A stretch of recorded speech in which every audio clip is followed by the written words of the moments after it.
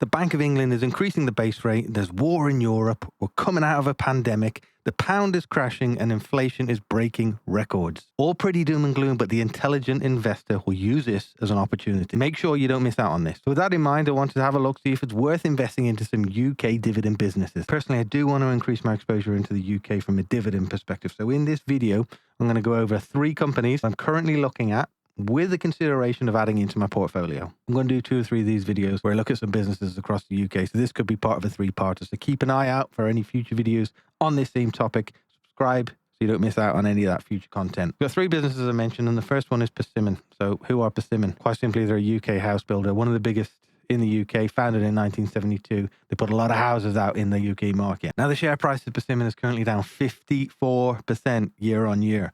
And the current share price is around 1,168 pence. And that means that this business has an enormous dividend coming in at 20%. And when I look at this business, it doesn't actually make sense to me why it has dropped as much as it has. When you look at the ONS, the Office for National Statistics, we can see that over the last year alone, the price of houses have increased by over 15%. This means that the average price of a house in the UK now is £292,000. And this trend has been going in one direction for decades now. Very easy to find a lot of people out there that are saying it's going to crash. It's going to crash this year, next week, tomorrow, whenever it is. But those same people have been saying that for decades. Now, one day they probably will get it right. But as far as I can see, it's going to continue going in this trendward upwards. Now, it's important to bear in mind interest rates. So they could be as much as 5 to 7% next year. So bring that into your consideration if you're thinking about investing into this business. What might that mean for the growth of this business into the future? What can be said is that any stamp duty holiday will see an increase in sales. So the last stamp duty holiday done by Rishi Sunak is partly responsible for that 15% increase. It saw house sales blow up. So could that happen again? Could that be an influence in what's going to happen again? So Persimmon delivered 6,652 homes over the course of the first half of 2022. Now that is down versus half 1 2021, where they delivered 7,409. But all the signs at the moment are showing that there is a continued strong demand for new houses in the UK. So much so that they are already 75% forward sold for the remainder of 2022. So no immediate concerns whatsoever. Now that dividend does make this business really tasty. Like I said, I'm not completely sure why it's down as much as it is, but make sure you do your own research on this one because it is a bit of a risky play at the same time. And with that in mind, I've actually got an amazing offer at the moment from Seeking Alpha. You'll see it below in the description. So I've been using Seeking Alpha for years now. As far as I'm concerned, they are the best analysis platform there is out there. I have referenced them in a few videos in the past. As a result of that, they've approached me and said that they would like to provide me with a link. As I said, it's down below in the description where you can get significant money off a subscription through those guys. So have a look at that if you're interested. As I mentioned, that discount can only be found within that link. You won't get it if you Google it. Next up is National Grid. And who are they? They're basically a utility company specializing in gas and electric. The majority of this business's activity is done in the UK, but they do have some exposure across the east of the US in the likes of New York and Rhode Island for some reason. That means that it's on the FTSE 100, but it's also on the New York Stock Exchange. So make sure if you are going to invest into this company, you do it in the country that you're living in so that you avoid any of that unnecessary tax business. Shares in National Grid are down 1% year on year, but it is a really popular play for UK investors. And that's because it's quite a defensive stock. It's a really secure business. It's a safe bet. It pays a relatively attractive dividend at around 5%. And it is also worth noting, and this one is important, that they have not cut their dividend for 26 years. There aren't many businesses in the FTSE 100 that can say that. And whilst there's no sign of any of these windfall taxes coming in soon, which would have affected this business, that would have affected this business's profit and margin, it looks like that there's going to be continued growth into this business over the course of the next couple of years. Just look at the most recent full year results where they made £4 billion, and this represented 11% in growth year on year alone. The company that increases its growth by 11%, is making £4 billion, sees a decline of 1% in its share price. Might be a really good opportunity. They've also been on the acquisition path, and last year they bought Western Power Distribution for £7.9 billion.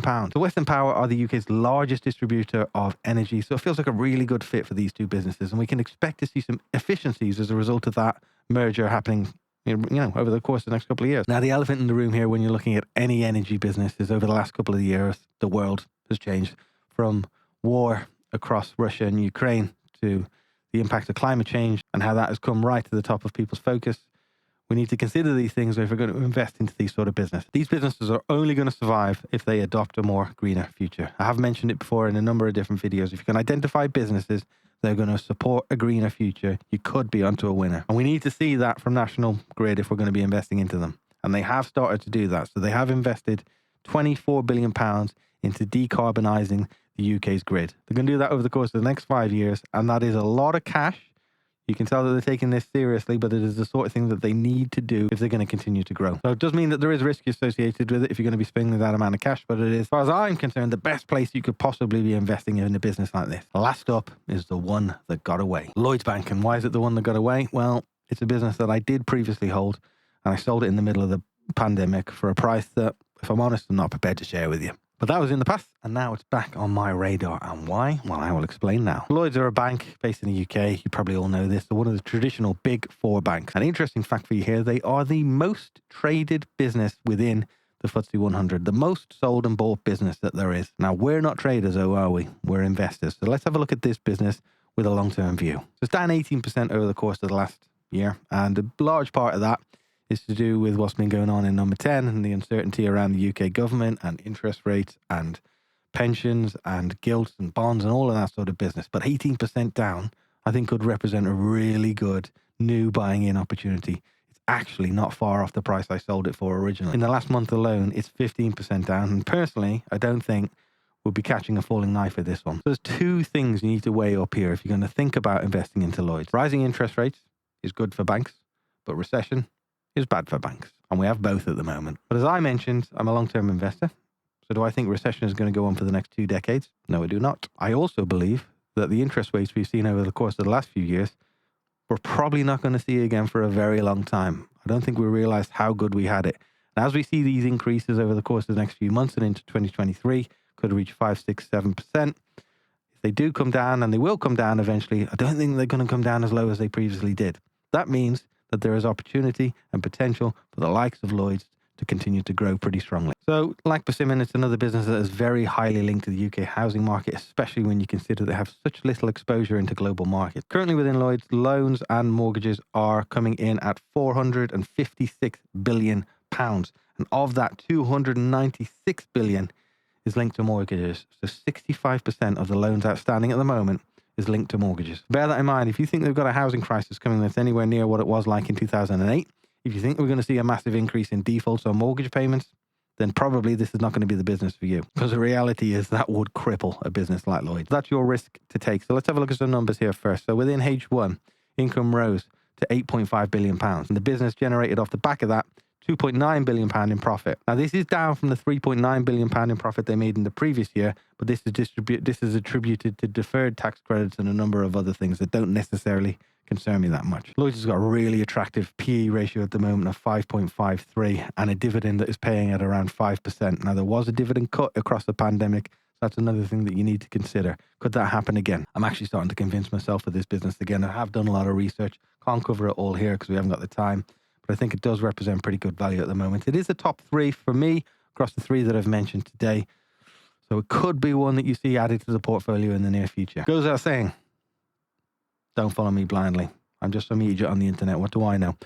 Make sure you do your own research on these. Capital's at risk, all of that sort of good stuff. Now, as I mentioned, this is the first of a 2 or 3 or 4-parter. It depends how many businesses that I can cover. I have at least got 2 more videos in me to cover over these businesses. So we'll see how far we can go with it. If there's interest in it, please drop a like. It really does help the channel. And it lets me know that actually you are interested in these sort of things. Don't forget, there's a link below to that Seeking Alpha offer that I mentioned before that you will not get by Googling. And it is where I do the majority of my research into businesses. And if you are wondering what steps I do take to do my research into businesses and what steps you might even consider yourselves, you need to have a look at this video here.